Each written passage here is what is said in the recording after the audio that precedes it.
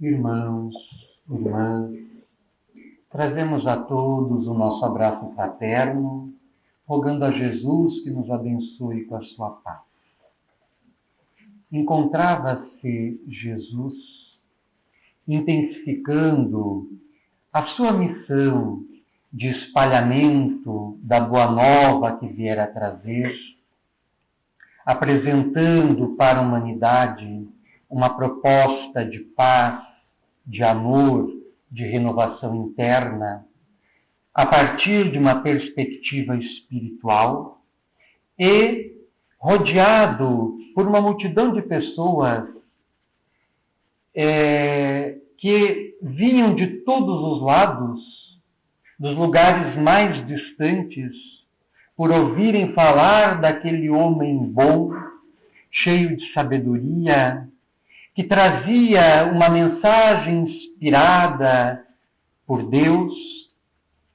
A multidão o cercava continuamente e num desses momentos, que foi registrado mais tarde pelo evangelista Mateus, em que Jesus se encontrava na casa do apóstolo Pedro, que se tornara um dos centros difusores da ideia cristã nascente, a multidão apinhava-se ao redor da casa e no seu interior Jesus se encontrava, levando uma palavra amiga àqueles que o vinham buscar, um aconselhamento, uma diretriz, a cura do corpo e da alma para aqueles que viam nele a última esperança para a solução dos problemas que tanto lhes inquietavam. E, nesse ínterim, em que Jesus, de dentro da casa de Pedro, intensificava a sua atividade pregatória na difusão dos seus ensinamentos espirituais, um dos discípulos mais achegado aproxima-se dele e lhe comunica que a sua mãe e os seus irmãos encontravam-se lá fora e desejavam lhe falar. Jesus, sem interromper as suas práticas, os seus quefazeres, atendendo os necessitados que lhe buscavam, parou um instante, pensou, meditou profundamente e respondeu ao aviso do discípulo, fazendo a seguinte indagação: quem é minha mãe? Quem são meus irmãos? Houve um silêncio generalizado no interior daquela casa transformada em templo de luz e, quase que de inopino, foi o próprio Cristo quem respondeu: minha mãe e meus irmãos sois todos vós, meus discípulos amados, cumpridores dos mandamentos divinos. Com esta colocação, de forma alguma, Jesus está desprezando ou malbaratando os laços da consanguinidade. Esse trecho que encontramos no capítulo 12 do Evangelho de Mateus dá margem a inúmeras reflexões. E o questionamento do Cristo vale também para nós, por estar investido de grande atualidade, como a nos convidar a refletir sobre quem é nossa mãe, quem são nossos irmãos, nesse sentido englobando todos os nossos laços familiares. É sabido que nenhum ser humano chega sobre a face do mundo sem ser através de um ambiente familiar.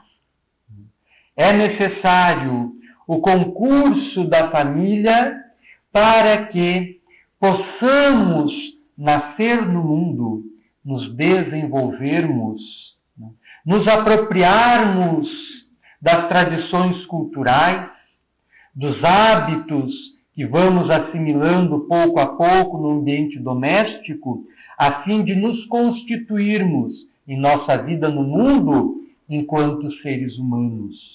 Posto que, se ao nascermos fôssemos relegados ao interior de uma floresta, ou de um deserto, ou de qualquer região inóspita, sem o contato de outros seres humanos, as nossas chances de sobrevivência são muito pequenas. Né? O indivíduo nessas condições, se chega a sobreviver, como existem casos registrados, não se constitui um ser humano, por lhe faltar a base mais importante para a formação da sua personalidade na atual existência, que é a aurida no meio familiar, no ambiente doméstico. Então nós precisamos, através dessa indagação feita por Jesus, refletirmos sobre quem é nossa família e multiplicarmos as questões, os questionamentos. Como está a nossa família? Como está a nossa relação dentro do ambiente familiar?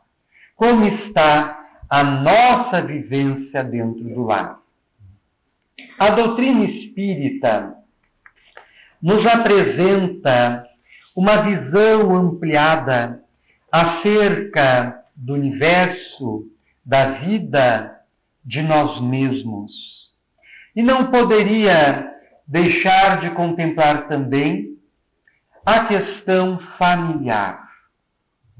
O Espiritismo lança muitas luzes sobre a questão da família e, sobretudo, sobre os relacionamentos familiares. Espiritismo, doutrina surgida na segunda metade do século XIX, a partir da publicação em 18 de abril de 1857 de O Livro dos Espíritos, que lhe assinala, que lhe marca o nascimento, a origem. Antes desta data não havia espiritismo, haviam crenças espíritas, haviam fenômenos espíritas, haviam ideias espíritas, mas não havia doutrina espírita, que é a sistematização de tudo isso.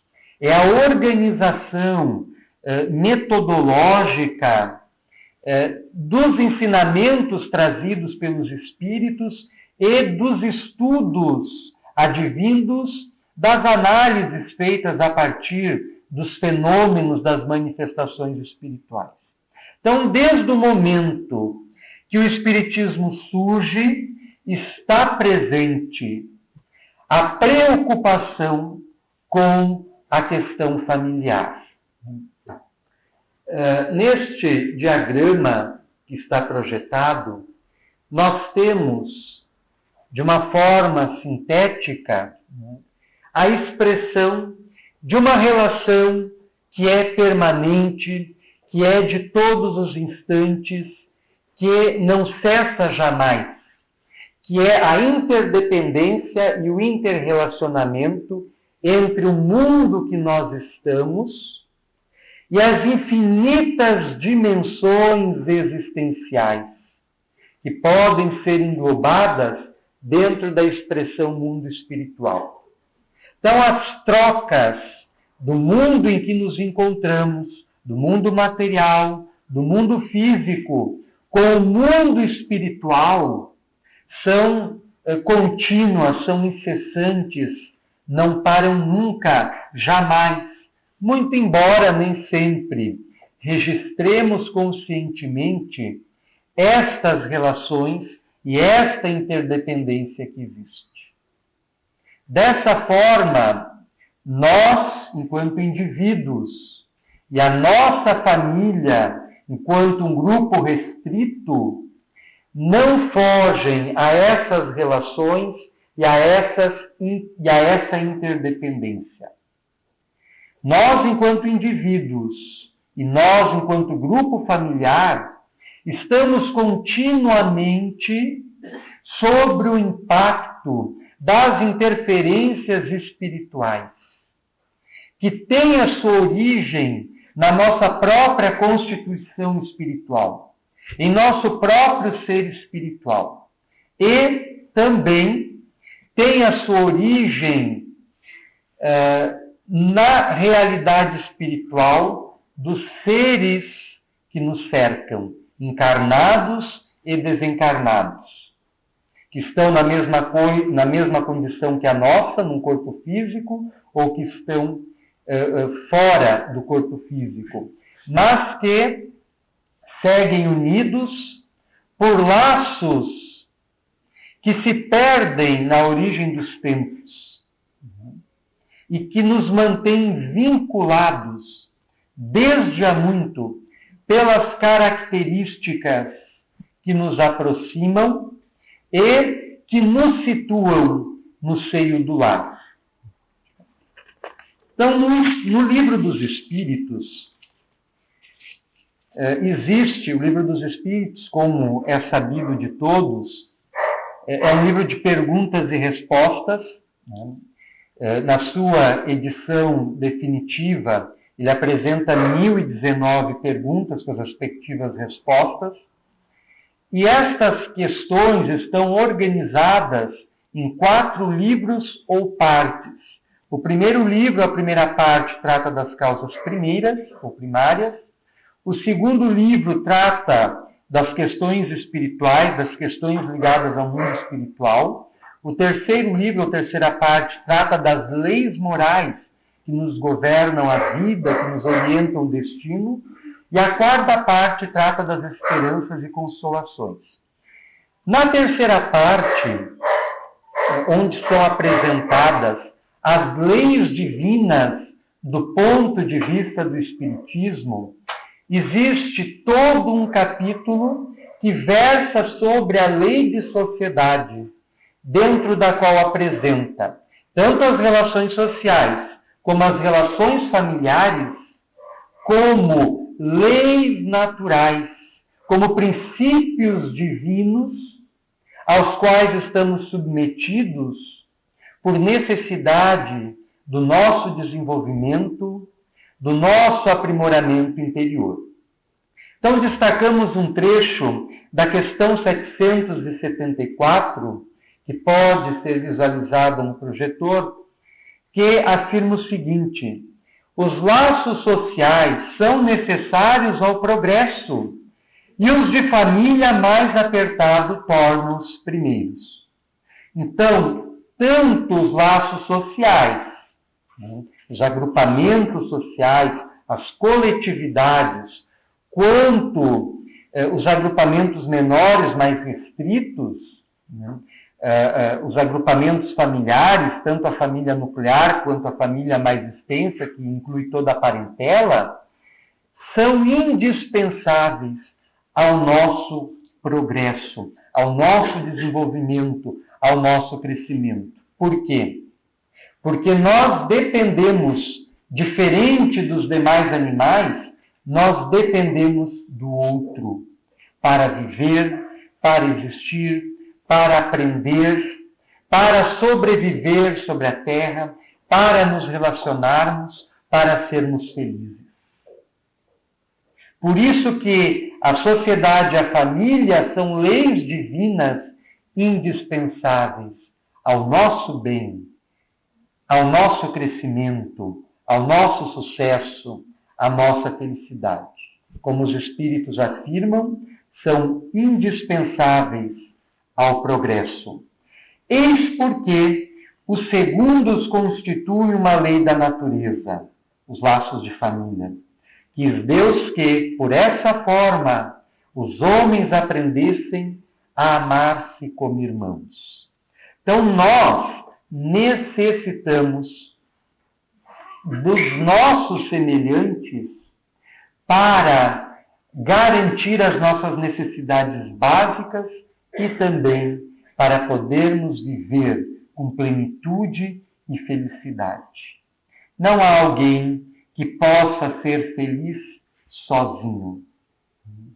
Pelos relatos que nós temos dos eremitas, dos ascetas, daqueles indivíduos que buscam no afastamento da sociedade a sua espiritualização, pelos relatos que nós temos, a maioria deles são indivíduos vítimas da depressão, de uma solidão profunda e, por extensão, da infelicidade. Deus não quer isso para nós. Por isso que, segundo os espíritos superiores, a família e a sociedade estão postas para o nosso bem e para o nosso crescimento e também para a nossa felicidade. Então, as relações que nós mantemos, tanto individuais, quanto familiares, quanto sociais, elas são multidimensionais. Nas relações que se dão dentro do lar, dentro da sociedade, existem fatores que pesam sobre elas que muitas vezes nós ignoramos, que nós não identificamos, que nós não percebemos e que interfere de uma forma direta para a harmonia ou para a desarmonia, para o equilíbrio, para o desequilíbrio, para a saúde ou para a doença das nossas relações, dos nossos relacionamentos. Então nós precisamos frequentemente meditar sobre a indagação de Jesus. Quem é nossa mãe? Quem são nossos irmãos? Quem são os nossos familiares? E aí, abrindo espaço para incluir não só a nossa parentela consanguínea, não só os nossos laços físicos, mas, sobretudo, a nossa parentela, os nossos laços espirituais. Porque nós constituímos grupamentos de espíritos que se reúnem pelas ligações que possuem entre si, sejam de identidade, sejam de comprometimento, sejam de endividamentos de um para com o outro, e esses grupamentos se revezam, ora encarnando, ora desencarnando, permanecendo na espiritualidade, ora reencarnando, num ciclo que se repete indefinidamente e que são narrados a mão cheias na maioria dos romances mediúnicos. Os romances mediúnicos que nós temos à nossa disposição, frutos do exercício mediúnico dos mais diversos médiuns, todos eles chamam a nossa atenção para as tramas das relações familiares que tendem a perpetuar-se no tempo, em que esses grupamentos evolucionam juntos, de mãos dadas, livremente aceitando essas ligações ou por uma imposição das forças que regem o destino, da lei de causa e efeito, que situa junto, ali no seio da família, quem precisa estar junto. Quem precisa aprender com a presença do outro. Quem precisa conviver com determinada pessoa ou determinadas pessoas para poder avançar, para poder evoluir, para poder se espiritualizar.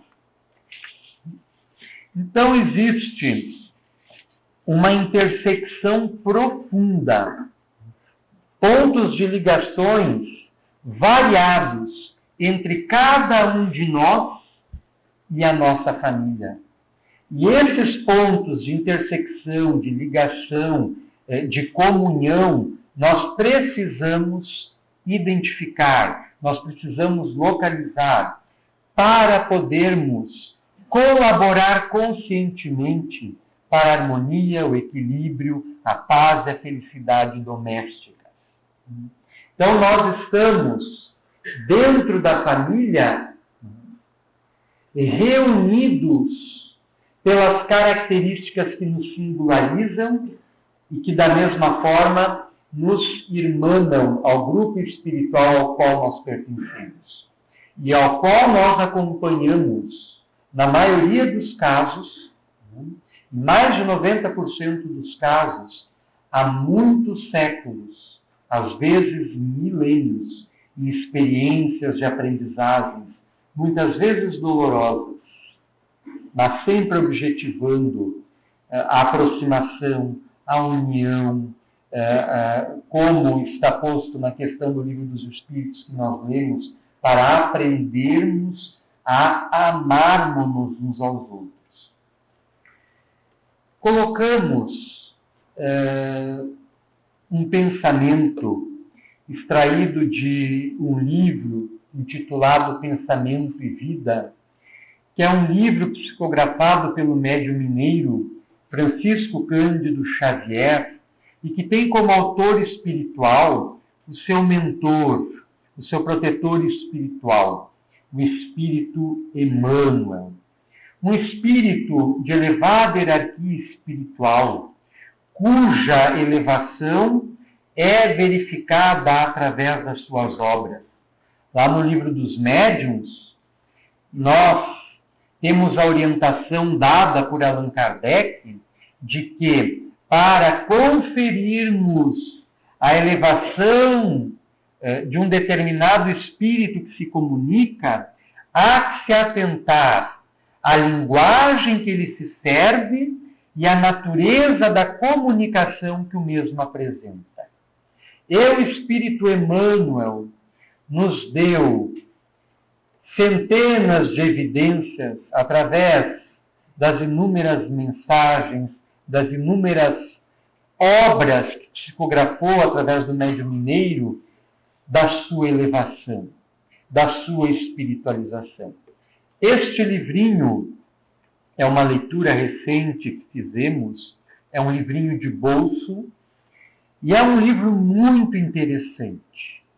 Diferente dos outros escritos pelo autor espiritual, este livro foi solicitado por alguém que perguntou a essa entidade espiritual se não possuía já na espiritualidade algum livrinho pronto que pudesse servir de fácil orientação para nós que nos encontramos na Terra, a fim de podermos avançar com mais segurança e lucidez espiritual.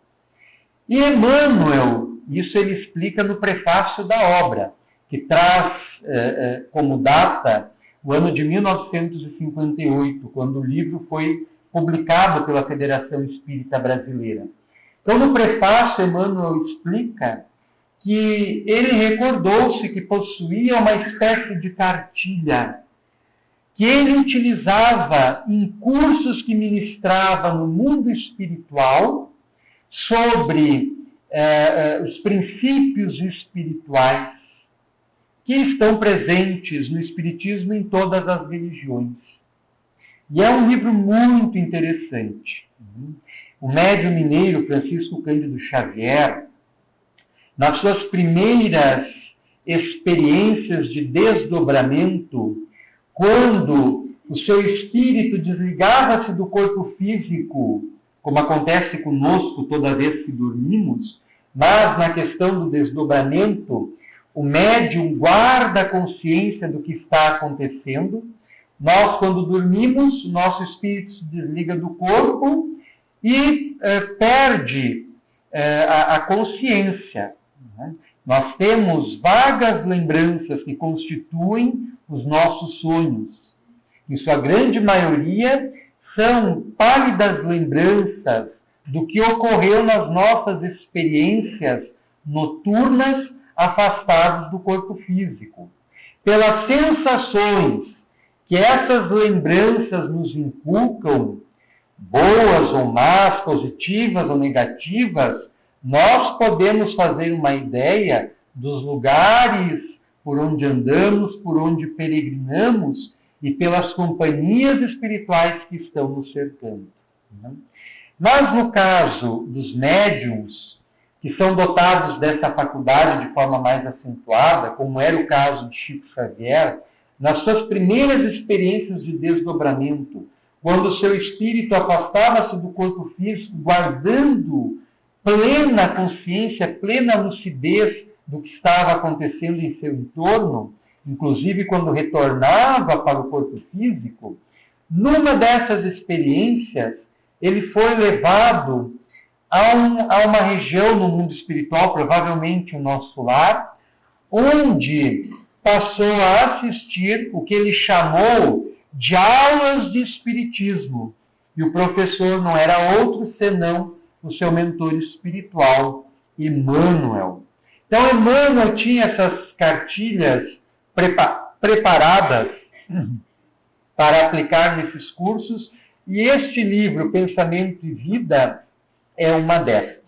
Ele reflete, sobretudo, sobre a nossa condição de seres espirituais, sobre a nossa mente como modeladora da nossa realidade e sobre os nossos pensamentos, que são os reflexos de nós mesmos, que se refletem em nosso entorno, atraindo e afastando pessoas e situações.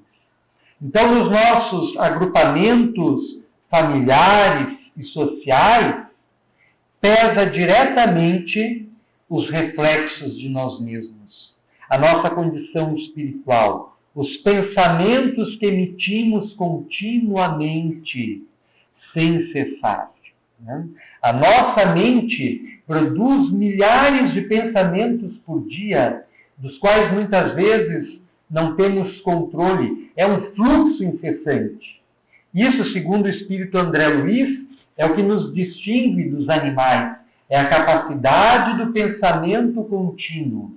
Os animais, enquanto possuidores de princípio espiritual, possuem o pensamento fragmentado. São lances de pensamento. Quando o princípio espiritual assume a condição de espírito, ele se individualiza, se constitui a criatura humana propriamente dita. A característica principal é a do pensamento contínuo, que lhe dá consciência de si mesmo.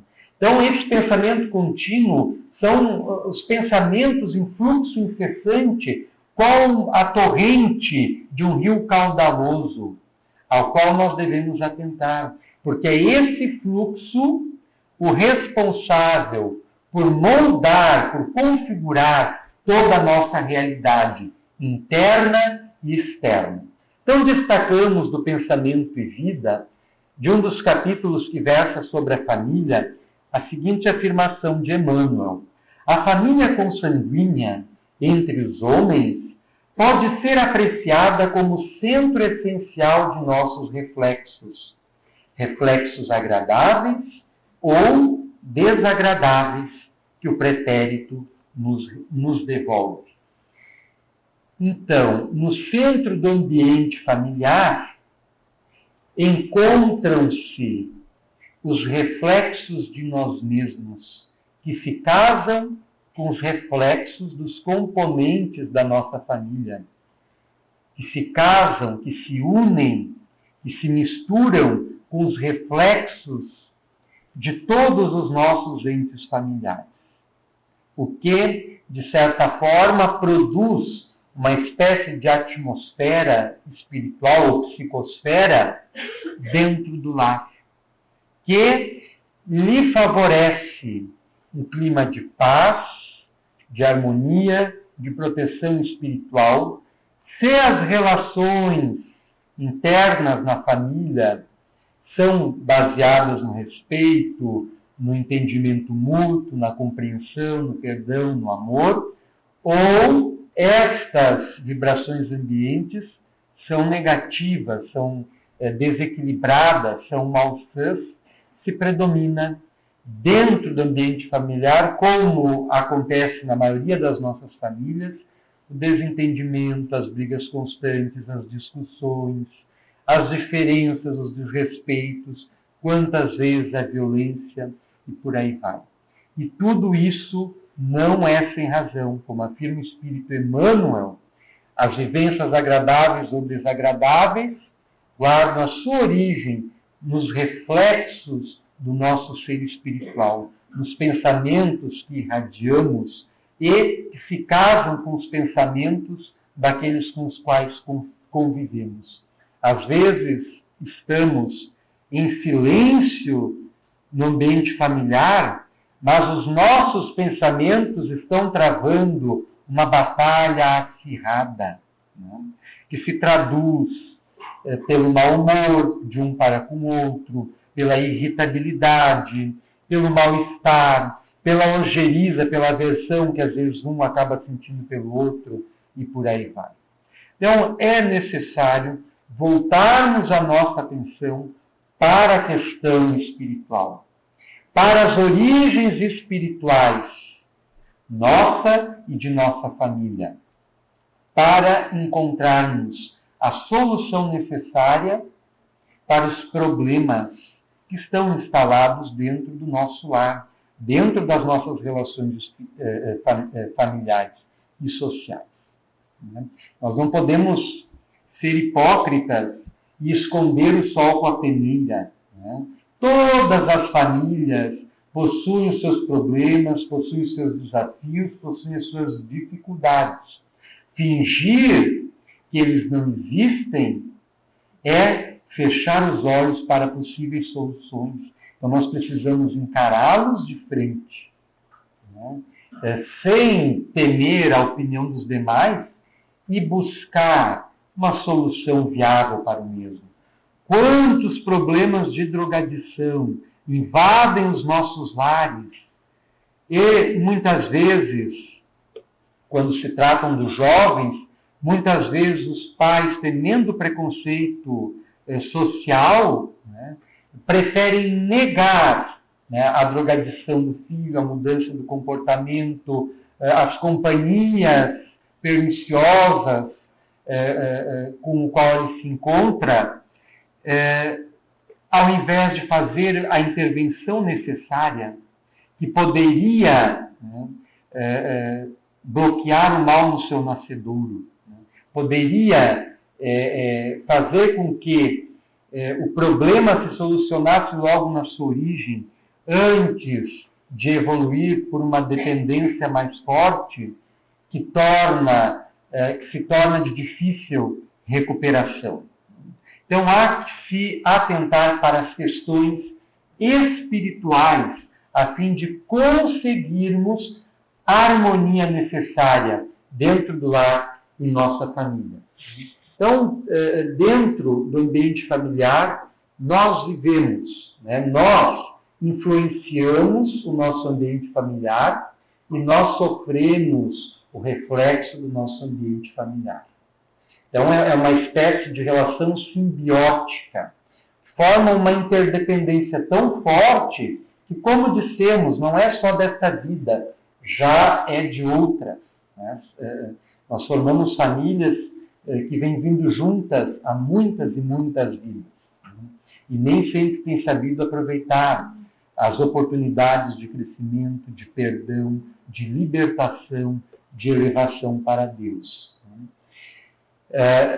Apenas em casos excepcionais de espíritos redimidos, de espíritos evoluídos, que vêm para a Terra, como agora está chegando uma leva nova, segundo os informes espirituais, desde a década de 80, espíritos que estão vindo de outro sistema planetário, que não possuem ligação kármica com o nosso planeta, não possuem nenhum comprometimento espiritual com o nosso planeta, estão reencarnando para contribuir com o processo de renovação do nosso planeta.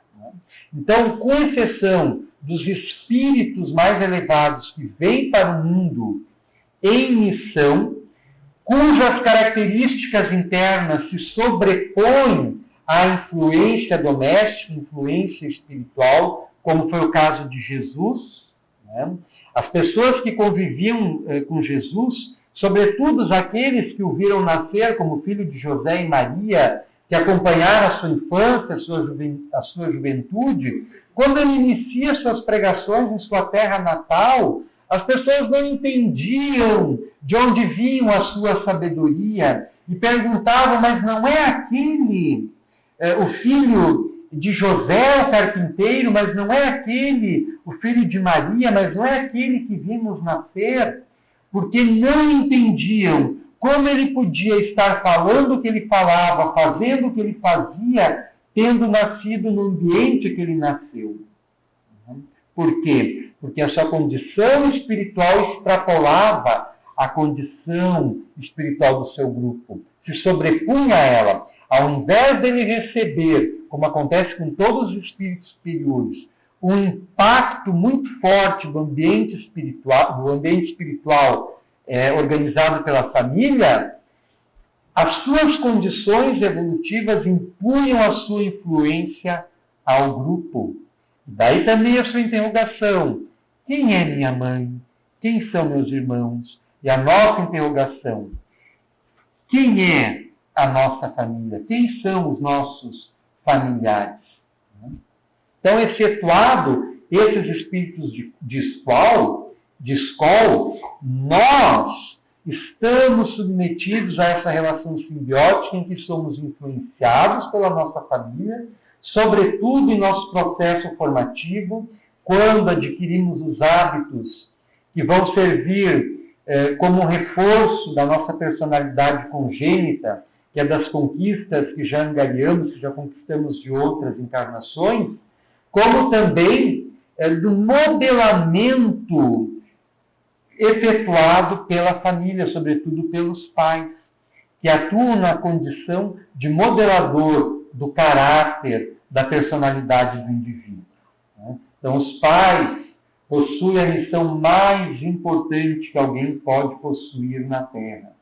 Daí a importância da família para os espíritos que estão nascendo na atualidade, que precisam encontrar um ambiente estruturado para poder desenvolver-se da melhor forma possível. Para o caso dos espíritos endividados, presos a erros inúmeros, quando chegam na nova existência, se encontram já um ambiente familiar desestruturado, as chances deles se equilibrarem são muito poucas. Eles tendem, por encontrar o ambiente familiar colocado desta forma, desarmônica, eles tendem a voltar aos erros do passado, a repetir os mesmos deslizes que repetiram em outras vidas. Então é indispensável, nós atentarmos para a influência que nós exercemos dentro do lar e também para a influência que recebemos. Porque nós respondemos pelas interferências, pelas irradiações mentais, pelos nossos pensamentos, pelas nossas palavras, pelas nossas ações, pelas nossas atitudes, pelos nossos comportamentos no ambiente familiar. Nós somos responsáveis e colhemos inelutavelmente as consequências dos nossos pensamentos, palavras, ações, atitudes, comportamentos, etc.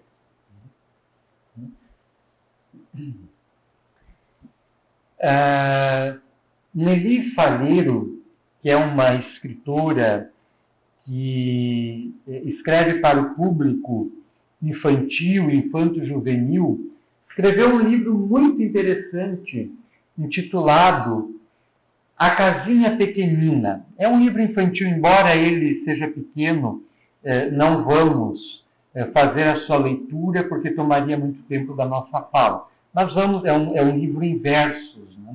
Nós vamos sumariá-lo. Né? Nesse livrinho, ela conta a história de Anastácio, que era um homem que vivia numa casa muito pequena, mas que tinha uma família muito grande. As crianças choravam muito, a esposa reclamava, A sogra não parava de incomodar. E isso irritava profundamente, ele não aguentava mais aquele estado de coisas. Ele resolve, então, procurar um velho sábio, numa das praças próximas à sua residência. E o velho sábio lhe escuta com atenção e lhe dá a seguinte sugestão: você precisa arrumar um cachorro, mas tem que ser um cachorro dos grandes, bem peludo, bem bonito. E ele acata a sugestão do velho, providencia o cachorro, leva o cachorro para dentro de casa e no outro dia, como havia combinado com o velho, foi lhe contar o que havia acontecido. E ele então reclamou, disse que a situação piorou muito, né? O cachorro só latiu, não deixou as crianças dormir, que passaram a chorar, a mulher reclamou mais, a sogra mais ainda. Daí o velho parou, pensou e disse o seguinte: vamos fazer diferente, deixa o cachorro lá e leva para dentro de casa um par de gatos. Anastácio estranhou, mas como aquele velho tinha fama de sabedoria, de ter já muita experiência na vida, ele acatou, providenciou os gatos e levou lá. E no outro dia voltou para reclamar para o velho. Foi um verdadeiro inferno. Os gatos miaram sem parar. O cachorro perseguiu os gatos. As crianças berraram, a esposa reclamou e a sogra ainda mais. E aí o velho deu como sugestão arrumar algumas galinhas, né? E ele foi lá e fez o que o velho falou, né? E aconteceu a mesma coisa, né? A situação só piorou. E ele foi e voltou e reclamou para o velho, né? E queria uma solução cabal para o seu problema. E o velho disse: sabe o que está faltando? Está faltando para a sua casa um macaco. Arruma um macaco que o problema vai ser resolvido. O homem estranhou, mas mais uma vez acatou a sugestão dada pelo velho sábio, arrumou um macaco, né, levou para dentro da casa, que era minúscula, e foi terrível a experiência, né? E no outro dia ele estava lá de volta para reclamar com o velho. Não aguento mais. Ou sou eu, ou são os bichos. O velho parou, pensou e mandou então que ele pusesse os bichos para fora e depois de um mês viesse lhe contar como estava, né? Então ele fez, né? Colocou o bicharedo para fora e depois de um mês voltou para conversar com o velho e estava feliz, dançava de contente, porque os seus problemas estavam resolvidos, né? Ele tinha tudo, tinha sogra, tinha esposa, tinha filhos, tinha uma casa e não tinha problema nenhum, né? Então essa historinha, né, apenas para ilustrar que nós devemos, em primeiro lugar, aceitar a nossa vida do jeito que ela é. Aceitar a nossa família do jeito que ela é, né? A situação de Anastácio em si não mudou. O que mudou foi a perspectiva com que Anastácio passou a analisar as suas situações existenciais. Então nós precisamos assimilar a lição do velho sábio e aceitar a nossa família do jeito que ela é. Os nossos familiares do jeito que nós somos. Muitas vezes o nosso egoísmo, o nosso orgulho, a nossa vaidade faz com que nós queiramos modelar os nossos familiares à nossa imagem e semelhança. Não gostamos de fulano, beltrano ou ciclano por não serem como nós somos. E isso constitui um dos fatores de desarmonia doméstica, né? Só Deus nos fez a sua imagem e semelhança do ponto de vista espiritual. Nós não temos o direito de querer fazer com que os outros sejam como nós somos. Nós não temos esse direito, né? E muitas vezes fazemos, e brigamos, e discutimos, e somos os causadores da celeuma, das confusões, das desarmonias conjugais e familiares. Então nós precisamos, em primeiro lugar, aceitarmos-nos como nós somos, porque a autoaceitação levará naturalmente à aceitação do outro, principalmente do outro que está mais perto de nós, que são os nossos familiares. Então, isso é primacial, né? Aceitar-nos para podermos aceitar os outros. Né? Quando, dentro da família, nós nos aceitarmos da forma como somos, sempre buscando o caminho do diálogo para resolver as diferenças, com certeza nós vamos encontrar uma solução viável para os problemas que nos prejudicam, que nos incomodam. Existe uma antiga lenda grega que em uma de suas variações fala de Procusto. Procusto era um homem muito abastado, muito rico, e que era conhecido pela sua hospitalidade.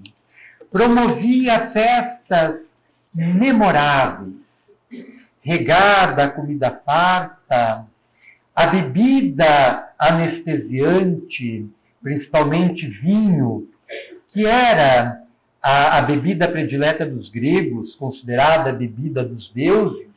Né? E ele tinha o hábito de, após os festejos, quando a maioria já se encontrava embriagada, insistir para que os seus convivas permanecessem em seu lar e se hospedassem, se instalassem nos quartos adequadamente preparados para tanto. Mas nem todos ficavam. E os que ficavam eram aguardados por uma surpresa terrificante. As camas todas possuíam o mesmo tamanho. As pessoas já embriagadas, cansadas do desgaste promovido pelos excessos da festa, das festividades, iam deitar-se e mergulhavam num sono profundo. Só que acontecia que, como as camas eram padronizadas, tinham o mesmo tamanho, algumas pessoas ficavam com as pernas para fora da cama. E Procusto, como era muito meticuloso e perfeccionista, mandava então que os seus servos, nesses casos, decepassem as pernas fora. E naqueles que as pernas não alcançassem o tamanho completo da cama, esses tinham os seus ossos desconjuntados e eram alargados, eram esticados, até que ficassem do tamanho da cama. E aí se originou a expressão o leito de Procusto. Né? E isso muitas vezes nós fazemos conosco mesmo, com aqueles que nos cercam, com os nossos familiares, é o que é feito o tempo inteiro na sociedade, que é a padronização. Nós impomos os mesmos pesos, as mesmas medidas para todas as pessoas, ignorando o seu histórico pessoal, a sua evolução espiritual, a sua consciência espiritual. Né? Nós transformamos nosso ambiente familiar, muitas vezes, num leito de Procusto, em que avaliamos tudo da mesma maneira, tudo da mesma forma, sem considerarmos a diversidade, que é o essencial. Não é aquilo que nos igualiza que nos faz crescer, é aquilo que nos diferencia, que mexe conosco, que nos incomoda, que faz com que nós cresçamos. E, portanto, é a diversidade que enriquece. E muitas vezes essa diversidade é colocada no leito de Procusto. Ela é padronizada, quando não é podada. Então é necessário que dentro da família cada um tenha espaço para ser do jeito que é, com as suas singularidades, com as suas características pessoais, para que se sinta à vontade em expressar seus pensamentos, para que se sinta à vontade para expressar seus sentimentos. Né? Quantos casamentos encontraram o caminho do insucesso simplesmente em função de o casal não encontrar um meio de expressar aquilo que estavam pensando, aquilo que estavam sentindo, aquilo que estava incomodando, aquilo que não estava bom na relação a dois, e que, se conseguissem se expressar um com o outro, buscando pontos em comuns, buscando a compreensão, buscando a harmonia, talvez teriam preservado a união matrimonial. Né? Que é algo muito sério, é algo muito importante. Né? Não que o divórcio seja um crime, se o fosse, a legislação não o teria consagrado. Como Allan Kardec interpreta no capítulo do Evangelho, que versa sobre uma afirmação bíblica, não separeis o que Deus juntou, o que Deus uniu, quando Allan Kardec interpreta essa afirmação, no século XIX já existia o divórcio. Né? Allan Kardec explica que a lei civil que consagra o divórcio, ela serve para, na verdade, formalizar uma desunião que já era uma desunião de almas, né? Já era uma incompatibilidade maior, mais profunda do casal. Mas não é como acontece na atualidade, em que muitos casais, nas primeiras dificuldades, nos primeiros desafios da vida a dois, não conseguem encontrar uma solução. Encontram-se impotentes e acabam optando pelo divórcio.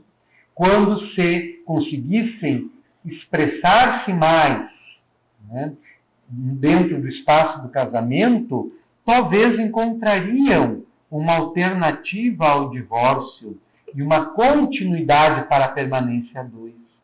Porque, como temos enfatizado ao longo de toda a nossa fala, as nossas relações pessoais, interpessoais, familiares e sociais não são fortuitas, não se dão ao acaso. Nós estamos juntos porque precisamos estar juntos. Aquele parente difícil, aquele familiar que nos incomoda, aquele indivíduo ligado à nossa parentela que nos tira do sério, tem algo a nos ensinar. Nós temos algo a aprender com ele. E temos também algo a ensinar. Temos uma ajuda para ministrar. Então a solução não é afastar, não é fugir, porque esta sempre vai ser a solução mais fácil. Só que é uma solução que não soluciona, apenas empurra mais para diante, mais para frente a dificuldade e o problema. Porque, como diz o espírito Cornélio Pires, né, observa, através do médium Chico Xavier, observa o que semeia, se amor ou ódio, luz ou paz. Tudo que damos à vida, a vida pega e nos traz. Então a vida nos traz de volta aquilo que nós oferecemos a ela. E isso vale para os nossos relacionamentos. Então nós temos que cultivar com muito carinho, com muito amor, com muita paciência, com muita compreensão, com muito desvelo, com muita atenção espiritual os nossos relacionamentos. Às vezes nós nos iludimos buscando o sentido da nossa existência, buscando o nosso objetivo aqui na Terra, a nossa missão no mundo, e em muitas ocasiões ignoramos que a nossa missão, nosso objetivo existencial, o sentido da nossa vida muitas vezes repousa em nossa família e nossos relacionamentos. Se nós não conseguirmos viver em harmonia e em paz dentro das quatro paredes da nossa casa, do nosso lar, nós jamais conseguiremos viver em paz fora do nosso lar. E isso é uma realidade que se impõe. E é o que nós vivenciamos em nosso cotidiano, no medo que nós sentimos, da criminalidade que campeia, da violência cujos índices aumentam a cada dia, da desconfiança, das fobias, dos medos, das ojerias, das aversões, né, dos preconceitos. Tudo isso guarda suas matrizes no nosso ser espiritual e no conjunto do nosso grupamento espiritual. Então, se nós não conseguirmos resolver esses problemas dentro do lar, primeiramente, a escola não vai resolver, a sociedade não vai resolver, o centro espírita não vai resolver. Então, nós precisamos urgentemente nos voltarmos mais para a nossa família. Existe um provérbio chinês que afirma o seguinte: antes de saíres cheio de ideais para transformares o mundo, dê 3 voltas dentro da tua casa. Então, nós precisamos, repetimos, voltar a nossa atenção para o nosso lar.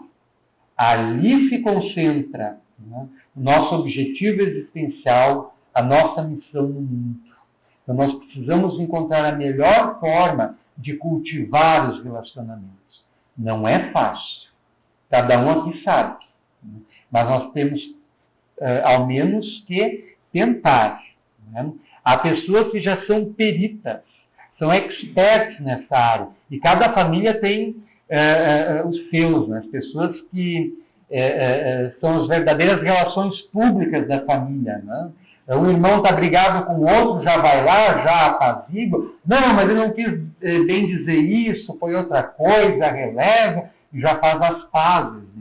Então, que bom que toda a família tem essas pessoas, e que nós possamos ter essas pessoas que buscam o apaziguamento, que buscam a compreensão, que buscam o entendimento. Num outro livro muito interessante, e que não é muito conhecido no meio espírita, que é o Estude e Viva, que traz como médiums Chico Xavier e Valdo Vieira, e como autores espirituais Emmanuel e André Luiz. Chico Xavier recebia as mensagens de Emmanuel, no caso desse livro, e o médium Valdo Vieira recebia as mensagens do Espírito André Luiz. E ele está organizado em capítulos que estudam diferentes aspectos do Espiritismo. E de um deles, de uma das mensagens de Emmanuel, destacamos o seguinte: em qualquer circunstância é necessário observar, e observar sempre, que fomos transitoriamente colocados em regime de intimidade, a fim de aprendermos uns com os outros e ampararmos reciprocamente. Então, as relações familiares, as relações sociais, conquanto transitórias, elas foram justapostas pelas leis que nos regem o destino, com a finalidade de nós nos desenvolvermos do ponto de vista espiritual. Se nós passamos pela família, se nós passamos pelos laços familiares, se nós passamos pelo conjunto dos nossos relacionamentos, sem nos melhorarmos através deles e sem contribuirmos para que os outros melhorem através deles, nós estamos perdendo tempo. Nós estamos estacionando em nossa caminhada espiritual. Um outro livro muito interessante, publicado recentemente, chama-se Constelação Familiar. É do médium baiano Divaldo Pereira Franco e tem como autora espiritual a sua mentora, Joana de Ângeles. E é um livro todo voltado para as questões familiares. Quem tem a prática de realizar o Evangelho dentro do lar, este livro é uma excelente sugestão para ser estudado de cabo a rabo, do início ao fim, nas reuniões semanais do Evangelho no Lar. Porque ele toca diretamente nas questões familiares que são atinentes a todos, que dizem respeito a todos. E é um excelente material para reflexão em família, para que a família melhore, para que a família cresça, para que a família se espiritualize. Então, no trecho que nós destacamos, Joana de Ângeles reforça o posicionamento que é da doutrina espírita, não é só dela, é da doutrina espírita como um todo, que nós, embora venhamos ao mundo através dos laços consanguíneos, nós precisamos aprender a valorizar esses laços, mas não nos aprisionarmos a eles. Porque o Espiritismo nos esclarece sobre a paternidade divina. Deus é o Pai de todos nós, o que nos coloca numa condição igualitária de irmãos. Então, nós precisamos aprender a romper a concha do exclusivismo, da consanguinidade, da nossa família consanguínea, abrindo-nos para a família universal. E Joana afirma o seguinte: bem-aventurado o arquipélago familiar, onde Deus reúne os espíritos para a construção do amor universal, partindo do grupo consanguíneo, no qual predominam os impositivos da carne, para a expansão da solidariedade, do respeito, da harmonia e da verdadeira fraternidade entre todos os seres humanos. Então, concluímos a nossa fala com esta afirmação, ressaltando a importância do núcleo familiar como o ponto-chave do processo de espiritualização dos indivíduos e de toda a humanidade. A humanidade só há de se redimir, só há de avançar através do crescimento e da melhoria da família.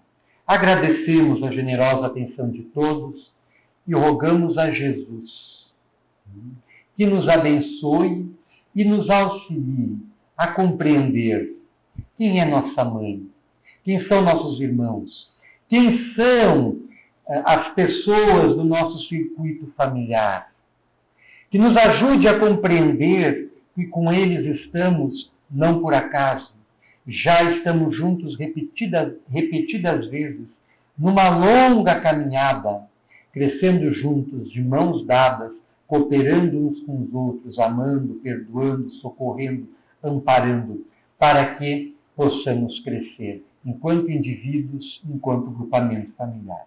Que Jesus nos abençoe a todos, que Jesus abençoe a família de cada um de nós.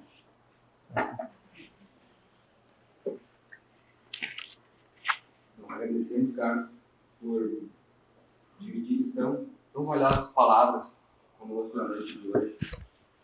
E sabemos que este momento ele nos incita não somente a dividirmos esse conhecimento com os nossos familiares em nosso convívio social, mas também a buscarmos e aprofundarmos nesses ensinamentos e estudos, pois os maiores beneficiários seremos nós.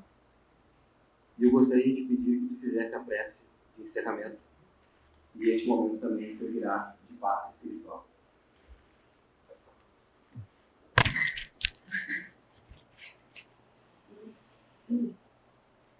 Convidamos a todos a fecharem os olhos, buscando a intimidade de si mesmos, o templo do coração, a fim de ali, reservadamente, cada um de nós poder conversar aberta e francamente com os amigos espirituais, com Jesus, com Deus, buscando as diretrizes superiores para o nosso bem-estar e para a nossa saúde. E em uníssono, orarmos dizendo: Jesus, amigo justo e bom, que tens nos acompanhado ao longo da nossa caminhada planetária, desde quando nem sabemos. Tens sustentado os nossos passos ante os trilhos de dificuldade, de obstáculos, que todos temos vivenciado em nossa existência. No clima da diversidade, do desespero e da dor, a tua presença sempre é certa, nos amparando, nos assistindo, nos intuindo, encaminhando-nos para o crescimento espiritual. Que tu possas estar agora, também neste momento, ao nosso lado, estendendo os teus fortes braços para nós, seres imaturos, cheios de fraquezas, de imperfeições, que nem sempre temos sabido fazer as melhores escolhas, as melhores opções. Abraça-nos, Jesus. Abraça-nos com o teu carinho, com o teu amor e ameniza, abranda a nossa angústia, a nossa dificuldade, a nossa dor.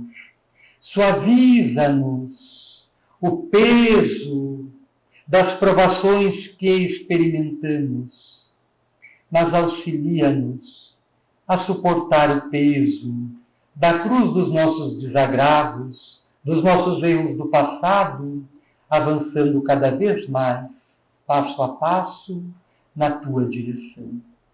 Que possamos contar neste instante com o concurso das tuas bênçãos, caudalosas e fecundas, derramando-se sobre todos nós e preenchendo as lacunas que temos dentro do nosso coração, da nossa alma, do nosso ser espiritual. Que tu possas interiorizar-te em nosso íntimo, a fim de ali sempre estar presente, nos orientando para a vida melhor, para a vida equilibrada e para a vida mais feliz. Que assim seja.